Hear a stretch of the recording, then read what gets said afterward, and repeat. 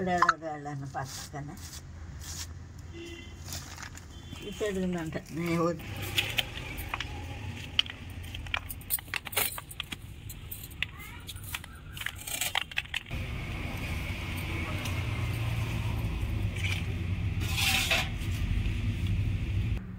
నిలబడిద్దాం అంతే రుబ్బురోల మీద రాయి కూడా పెట్టుకుంది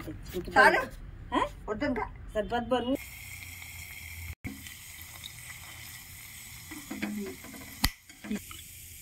hello, welcome to my channel Vijaya daily logs. ఈరోజు మనం పాతకాలపు నాటి బూడిద గుమ్మడికాయ వడియాలు ఎలా తయారు చేసుకోవాలో ఈ వీడియోలో చూసేద్దాం. ముందు కాయని శుభ్రంగా కడుక్కున్న తర్వాత ఇలా నేలనేసి పగలగొట్టాలి.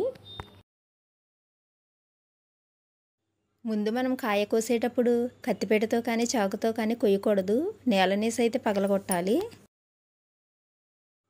అది కూడా మాకైతే బూడిద గుమ్మడికాయ అందరూ పగలగొట్టరు, కొంచెం పెద్ద వయసు ఉన్న వాళ్ళ చేత అయితే కొట్టిస్తారు. మా అత్తయ్య అయితే కొట్టింది. తర్వాత ఇలాగ కత్తిపీటతో కట్ చేస్తారు. ముందుగా పెద్ద ముక్కలు కట్ చేసి తర్వాత చిన్న చిన్న ముక్కలుగా కట్ చేస్తారు. మనకు కావలసిన సైజులో చిన్నవి కాకుండా పెద్దగా కాకుండా మీడియం సైజులో ముక్కలన్నీ ఒకేలా ఉండేలా కట్ చేస్తారు.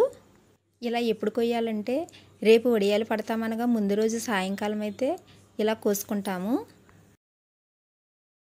కాయంతా కట్ చేయటం అయిన తర్వాత ముక్కలన్నీ ఒక క్లాత్లోకి తీసుకోవాలి.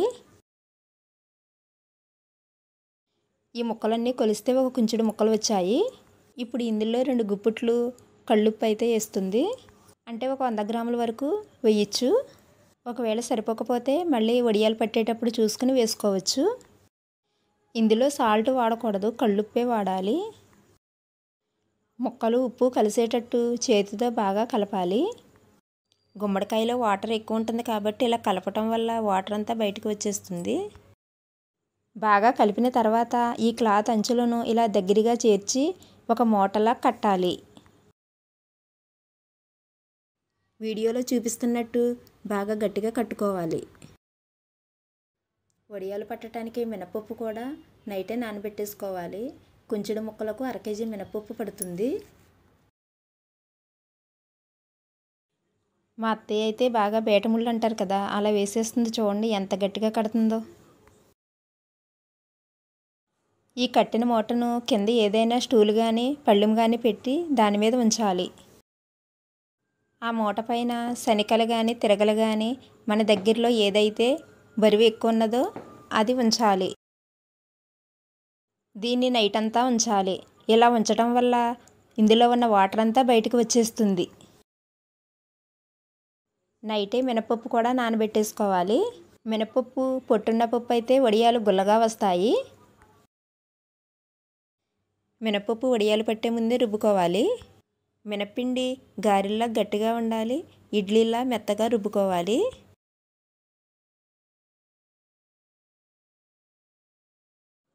ఇప్పుడు మూట ఇప్పి చూస్తే ముక్కలు బాగా డ్రై అయిపోయి ఉన్నాయి.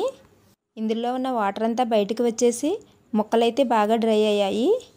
ఇప్పుడు ఈ ముక్కలన్నీ తీసేసి పిండిలో వేసి కలుపుకుందాం. ముక్కలైతే ఇలానే డ్రైగా ఉండాలి. ఒకవేళ ముక్కల్లో వాటర్ ఉంటే పిండి పలచనైపోయి వడియాలు అయితే పాకిపోతాయి, రౌండ్గా రావు. ముక్కలన్నీ తీసేసిన తర్వాత ఇప్పుడు మన టేస్ట్కి తగ్గట్టు పచ్చిమిర్చి మిక్సీలో వేసుకోవాలి. పచ్చిమిర్చి పేస్ట్ కూడా వేసేసి పిండి ముక్కలు పచ్చిమిర్చి మొత్తం కలిసేలాగా చేతితో బాగా కలుపుకోవాలి. పిండి కన్సిస్టెన్సీ ఇలానే ఉండాలి. కలపటం అయిపోయింది. ఇప్పుడు వడియాలు పట్టుకోవాలి. ఈ వడియాలు బాగా ఎండున్నప్పుడే పట్టుకోవాలి. ఎండ ఎక్కువ ఉంటే ఈ వడియాలు 2 రోజుల్లో ఎండిపోతాయి. ఒక కవర్ అయినా క్లాత్ అయినా వేసుకుని దానిపైన వడియాలు పట్టుకోవాలి. మనకు వడియం ఏ సైజులో కావాలంటే ఆ సైజులో పెట్టుకోవచ్చు. ఇదివరకు పెద్దవాళ్ళు ఈ వడియాలు పట్టేటప్పుడు పిండి రోట్లో రుబ్బి మరీ పట్టేవారు. ఇప్పుడైతే మనం కష్టపడకుండా గ్రైండర్లు వచ్చేసాయి.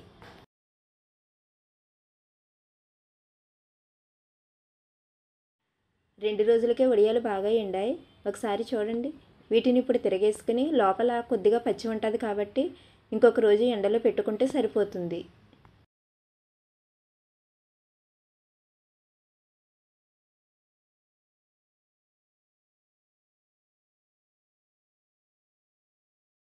ఇప్పుడు వడియాలు అయితే చాలా బాగా ఎండిపోయాయి. వడియాలు కూడా చాలా తెల్లగా వచ్చాయి. ఇప్పుడు వేస్తే వడియం ఎలా ఉంటుందో చూద్దాం. ఇవి రసంలోకైనా పప్పులోకైనా సాంబార్లోకైనా ఈ వడియాలు వేయించుకు తింటే చాలా బాగుంటాయి. ఇవి నూనెలో వేయగానే పువ్వులా విడిస్తే పర్ఫెక్ట్గా వచ్చినట్టు. ఈ వీడియో మీకు నచ్చితే లైక్ చేయండి, షేర్ చేయండి, సబ్స్క్రైబ్ చేయండి.